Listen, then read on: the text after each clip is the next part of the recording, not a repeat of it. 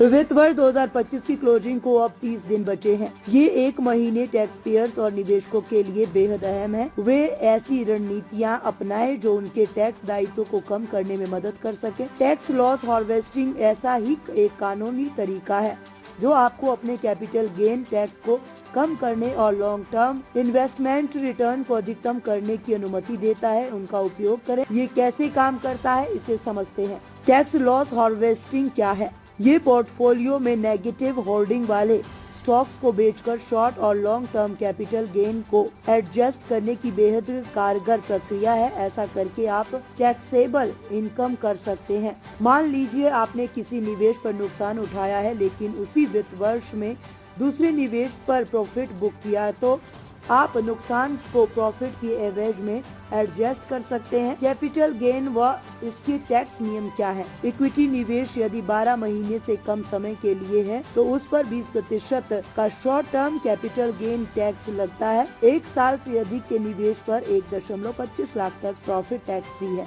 और इससे ऊपर की राशि पर 12.5% की दर से लॉन्ग टर्म कैपिटल गेन लगता है।